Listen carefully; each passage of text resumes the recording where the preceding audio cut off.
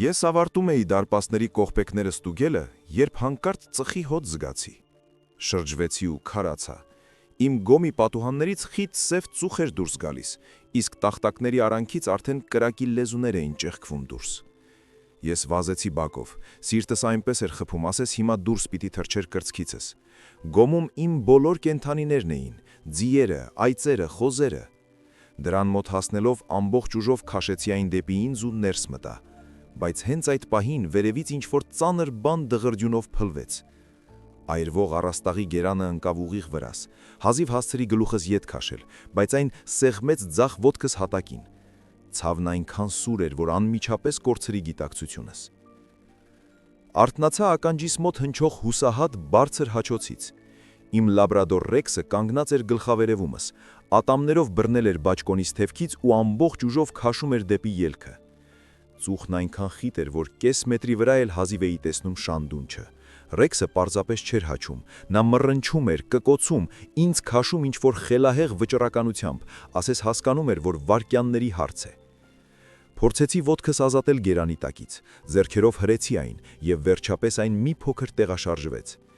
Ոտքս նորից սուր ցավով ծակեց, բայց կարողացա կանգնել, հենվելով Ռեքսի վրա, և մենք միասին դուրս եկանք։ Դռնաշեմը անցնելուն պես ես ընկա խոտերի վրա հափշտակորեն շնչելով մաքուր օդը։ Սուր ցավը ծակում էր ոտքս։ Գերանը կարծես ոսկորը չէր կոտրել, բայց ուժեղ վնասել էր մկաններն ու կապանները, ես գրեթե չէի կարողանում շարժել ոտնաթաթս։ Ռեքսը նստած էր կողքիս, ծանր շնչում էր, նրա բաց ոսկեգույն բուրդը ծածկված էր մրով։ Ես նայեցի այրվող գոմին ու ներսումս ինչ-որ բան կտրվեց։ Ներսում էին մնացել իմ բոլոր կենդանիները, ձիերը, այծերը, խոզերը։ Ես լսում էի նրանց ճիչերը, ձիերը սարսափից խրխնջում էին, այծերը մայում էին, և այդ ձայները պատռում էին սիրտս։ Դողացող ձեռքերով հանեցի հեռախոսս ու զանգեցի հրշեջ ծառայություն, հիանալի հասկանալով, որ մոտակա կայանը ավելի քան 30 կիլոմետր հեռու է և նրանք ոչ մի կերպ չեն հասցնի այստեղ կես ժամից շուտ։ Օպերատորը խնդրում էր ինձ հանգիստ մնալ ու չմոտենալ կրակին, բայց ինչպես կարող էի հանգիստ լինել, երբ իմ ֆերման ու բոլոր կենդանիները այրվում էին աչքերիս առաջ։ Ես նստած էի խոտերի վրա, սեղմելով հեռախոսս, արցունքները օսում էին դեմքիս վրայով խառնվելով մրով։ Այն ամենը, ինչ կառուցել էի 10 տարի, այն ամենը, ինչ սիրում էի, հիմա մոխրի էր վերածվում։ Հանկարծ Ռեքսը կտրուկ վեր թռավ, կարճ հաչեց ու շրջվեց դեպի գոմը։ Մինչ ես կհասցնեի ինչ-որ բան ասել, շունը սլացավ դեպի այրվող շինությունը, անհետանալով ծխի մեջ։ Ես գոռացի նրա հետևից, փորձեցի կանգնել, բայց ոտքս չէր պահում, և ես կրկին ընկա։ Ռեքսը խիտ ծխի միջով ճանապարհ էր բացում դեպի ձիերի փարախը։ Շոկն անտանելի էր։ Կրակի լեզուները լիզում էին պատերը, առաստաղի գերանները ճարճատում էին ու սպառնում էին ամեն վայրկյան փլվել։ Ձիերը խուճապահար վազվզում էին իրենց ցանկապատված հատվածում ու հուսահատ խրխնջում։ Ռեքսը վազեց դեպի փականը, ատամներով բռնեց ու ամբողջ ուժով քաշեց։ Մետաղը այրում էր նրա բերանը, բայց շունը չէր բաց թողնում։ Եվս մի քաշում, ու փականը դղրդյունով բացվեց։ Փարախի դուռը լայն բացվեց, բայց ձիերը խուճապի մեջ տեղից չէին շարժվում, սեղմված լինելով հեռու պատին։ Ռեքսը հաչեց, նետվեց դեպի նրանց, կծեց դարչնագույն Դեյզիի հետևի ոտքից ու շրջվեց դեպի ելքը, ցույց տալով ճանապարհը։ Ձիերը սլացան նրա հետևից։ Վայրկյանները ձգվում էին անտանելի երկար։ Ես ձեռքերս խրել էին խոտի մեջ, անկարող շարժվելու, և աղոթում էի, որ իմ հավատարիմ շունը ողջ դուրս գա։ Վերջապես ծխից դուրս պրծան իմ երկու ձիերը, դարչնագույն Դեյզին և խնձորագույն մոխրագույն Ջեկը։ Նրանք սլանում էին վազքով գոմից հեռու, աչքերը սպիտակել էին սարսափից։ Ես չէի հավատում աչքերիս, ինչ որ հրաշքով շունը կարողացել էր բացել նրանց փարախը և դուրս քշել։ Ձիերը անցան իմ կողքով ու կանգ առան հեռու ցանկապատի մոտ, ծանր շնչելով ու փնչացնելով։ Ռեքսը դուրս թռավ նրանց հետևից, մի վայրկյան կանգ առավ իմ առաջ ու անմիջապես կրկին շրջվեց դեպի կրակը։ Ես հասկացա, որ նա փորձում է փրկել մնացած կենդանիներին, և դա միաժամանակ լցրեց ինձ անհավանական հպարտությամբ ու վայրի սարսափով։ Իմ հավատարիմ շունը կյանքը վտանգում էր իմ կենդանիների համար։ Գոմի ներսում Ռեքսը ճանապարհ էր բացում դեպի այծերի հատվածը։ Ծուխը դարձել էր ավելի խիտ, շնչելը գրեթե անհնար էր։ Տանիքի մի փասը դղրդյունով փլվեց, փակելով անցուղի կեսը, ստիպված էր շրջանցել, կպչելով հատակով, որտեղ օդը մի փոքր ավելի մաքուր էր։ Ռեքսը հասավ ցանկապատին, թափով քերծած սողնակն այնքան ժամանակ, մինչև այն տեղի տվեց։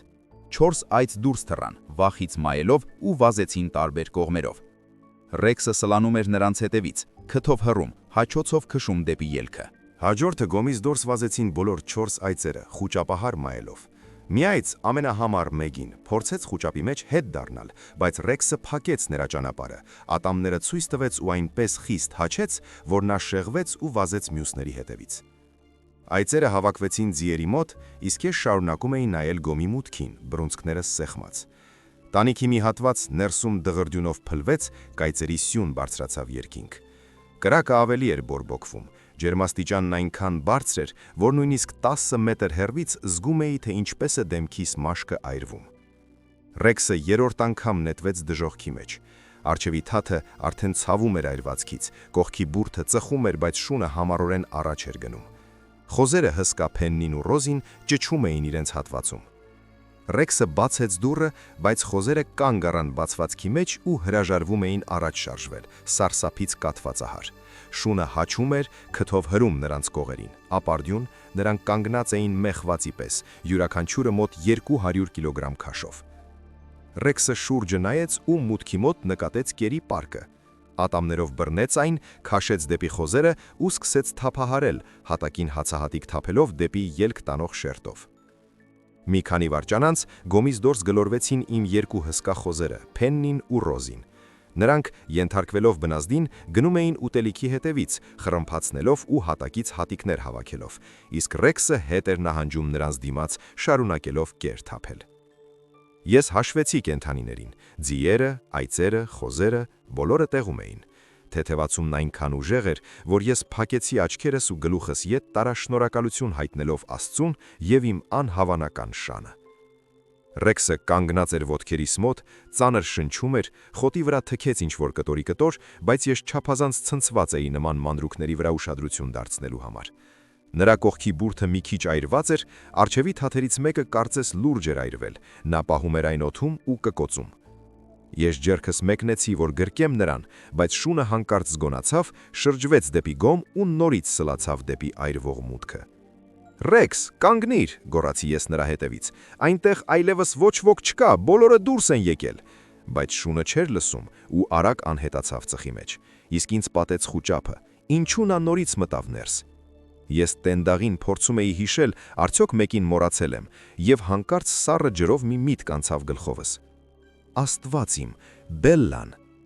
3 օր առաջ կատու Բելլան ձագեր էր ունեցել գոմի հերվի անկյունում, հին ստվարաթղթե արկի մեջ, գործիքների դարակի հետևում։ Խուճապի մեջ ես ամբողջովին մոռացել էի նրանց մասին, բայց Ռեքսը հիշում էր։ Իմ շունը, գրեթե մահացած ծղից ու այրվածքներից նորից մտել էր կրակը փոքրիկ ձագերի համար։ Ներսում շնչելն արդեն գրեթե անհնար էր։ Ռեքսը, խեղդվելով, ճանապարհ էր բացում դեպի հեռու անկյունը, որտեղ դարակի հետևում հին արկղներ։ Գլխավերև սարսափելի ճարճատով սկսեց կախվել գլխավոր գերանը։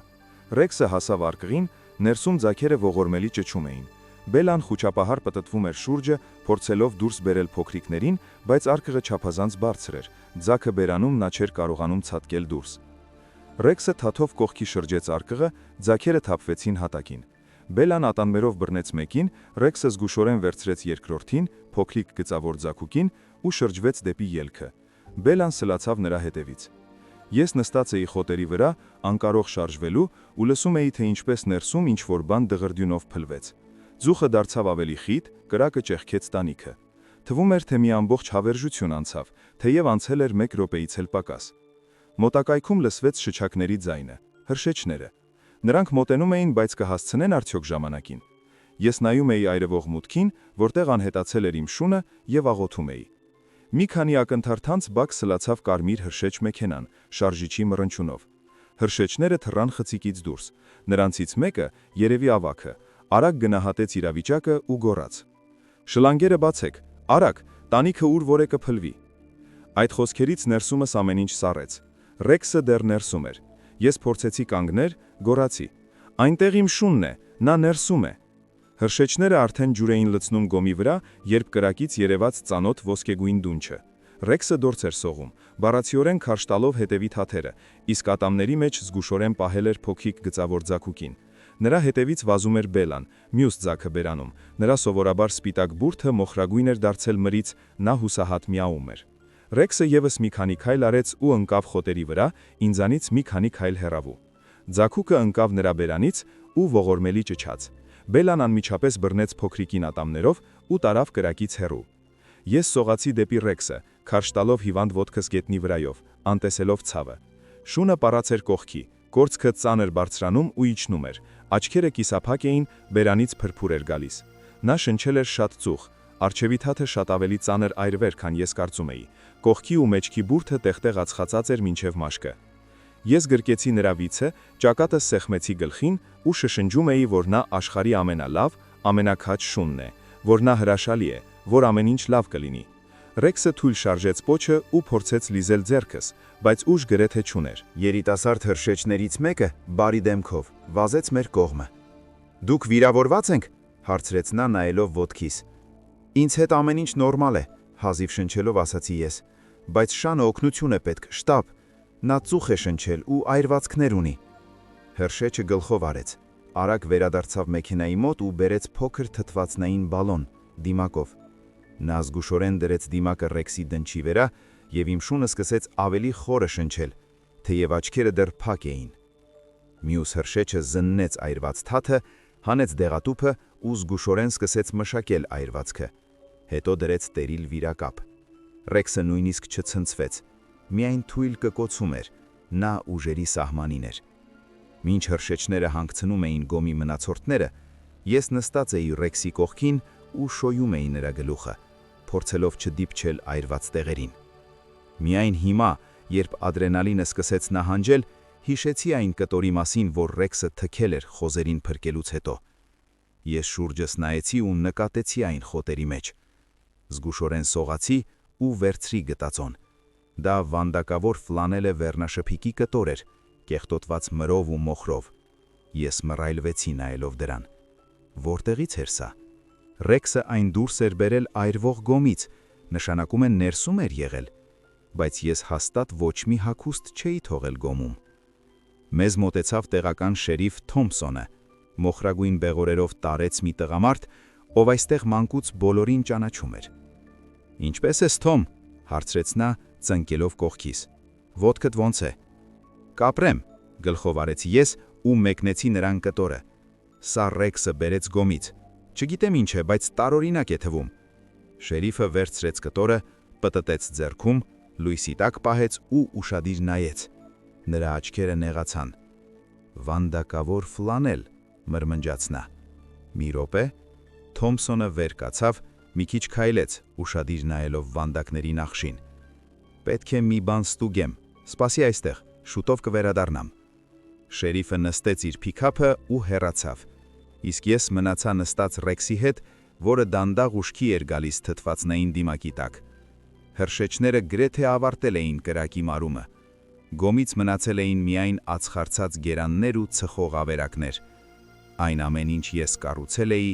մոխրի էր վերածվել։ Բայց երբ նայեցի իմ կենթանիներին, ձիերին, այծերին, խոզերին, Բելլային ու ձագերին, որոնք բոլորը կենթանի ու անվնաս էին Ռեքսի շնորհիվ, հասկացա, որ ամենակարևորը դա է։ Շենքերը կարելի է նորից կառուցել, իսկ կորցրած կյանքերը վերադարձնել չի լինի։ Մոտ 20 րոպե անց շերիֆը վերադարձավ, եւ նրա հետ էր իմ հարևանը, Ջեք Ջոնսը, հարևան հողամասի ֆերմերը։ Ջոնսը գունատ ու նյարդային տեսք ուներ, խուսափում էր հայացքիցս։ Թոմփսոնը մոտեցավ մեզ, ձեռքում պահելով կտորը ու իմ զարմանքին ցույց տվեց Ջոնսի վերնաշապիկին, նրա վրա ճիշտ նույն վանդակավոր ֆլանելն էր։ Շերիֆը կտորը մոտեցրեց Ջոնսի թևքին, եւ ես տեսա, որ նախշը կատարյալ համընկնում էր։ Ավելին, թևքին բացված կար պատրված եզրերով, որոնք ճշգրիտ համապատասխանում էին կտորին։ Ջեք, մեղմ ասաց շերիֆը, կարծում եմ դու պատմելու բան ունես։ Ջոնսը կանգնած էր գլուխը կախ, ձեռքերը դողում էին։ Մի քանի վայրկյան լուռ մնաց, հետո խորը շունչ քաշեց ու սկսեց խոսել, աչքերը չբարձրացնելով։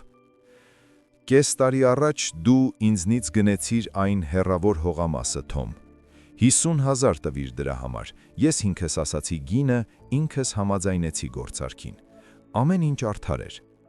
Բայց հետո, ինչպես դու ասացիր, երբ նոր գոմի համար շինարարություն էին անում, աշխատողները հիմքի փոսի մեջ փորելիս ստորգետնյա աղբյուր գտան։ Մաքուր ջուր, որն այստեղի կողմերում ամբողջ կարողություն արժե։ Շրջակայքում բոլորը միայն դրա մասին էին խոսում, թե ինչ բախտավոր է Թոմը, ինչ հարստություն է ձեռք բերել։ Ես սկսեցի մտածել, գուցե դու նախապես գիտեիր այդ աղբյուրի մասին, գուցե հատուկ էժան գնեցիր հողը իմանալով, թե ինչ կա դրա տակ։ Ես ավելի ու ավելի էի զայրանում, գիշերները չէի քնում, պտտվեցնում էի դա գլխումս, նախանձում էի։ Եվ այսօր առավոտյան չդիմացա, եկա այստեղ վաղ, երբ դեռ մութ էր, բենզին լցրեցի քո գոմի վրա ու հրկիցեցի։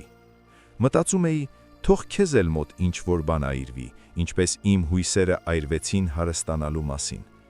Ես իսկապես չէի մտածել, որ կենդանիները ներս կլինեն, չէի մտածել, որ դու ինքդ ներս կմտնես։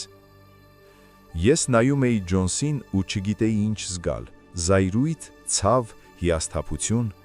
Մենք ավելի քան 10 տարի հարևաններ էինք, օգնել էինք իրար, ու ահա ինչի հանգեց դա։ Ջեք, ասացի ես, փորձելով հանգիստ մնալ։ Ես պատկերացում անգամ չունեի աղբյուրի մասին։ Շինարարները պատահական գտան այն, երբ փոս էին փորում։ Եթե իմանայի, քեզ նախապես կասեի։ Ջոնսը գլխով արեց, նրա այտերով արցունքներ էին հոսում։ Շերիֆը հագցրեց նրան ձեռնաշղթաներ ու տարավ դեպի մեքենան, կարդալով նրա իրավունքները։ Ես նրանց հետևից նայեցի, ներսումս տարօրինակ դատարկություն զգալով։ Հարևանը, ում ընկեր էի համարում, նախանձի պատճառով քիչ էր մնում սպաներ ինձ ու բոլոր կենդանիներիս։ Հաջորդ շաբաթները դժվար էին, ապահովագրական ընկերությունը երկար ստուգումներ էր անում հրդեհի հանգամանքների շուրջ, բայց երբ հաստատվեց, որ դա հրկիզում էր, վճարեց ամբողջական փոխհատուցումը։ Ես ամբողջ գումարը ծախսեցի նոր գոմ կառուցելու վրա, ավելի ամուր ու ընդարձակ, քան նախկինը։ Ռեքսը մեկ շաբաթ անցկացրեց անասնաբուժական կլինիկայում, նրա թաթը դանդաղ էր լավանում, բայց բժիշկները ասացին, որ նա ամբողջությամբ կվերականգնվի։ Երբ գնացի նրան տուն բերելու, շունն այնքան ուրախ թրվռում էր 3 թաթի վրա, որ քիչ էր մնում ինձ վայր գցեր։ 3 ամիս անց նոր գոմը գրեթե պատրաստ էր։ Ես Ռեքսի հետ միասին վերջին տախտակն էի ամրացնում մուտքի մոտ, շունը պտտվում էր կողքիս, թաթը վաղուց ապաքինվել էր, միայն փոքրիկ սպին էր հիշեցնում այն սարսափելի օրվա մասին։ Շուրջը խաղաղ արածում էին մեր բոլոր փրկված կենդանիները։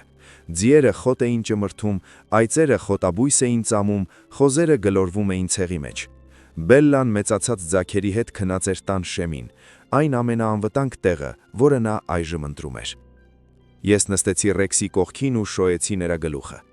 Առանց այս շնի չէր լինի ոչ նոր գոմը, ոչ փրկված կենդանիները, ոչ էլ իմ սեփական կյանքը։ Ռեքսը շարժեց պոչը ու դունչը դրեց ծնկիս վրա, իմ հավատարիմ ընկերը, որը այդ սարսափելի օրը դարձավ իսկական հերոս։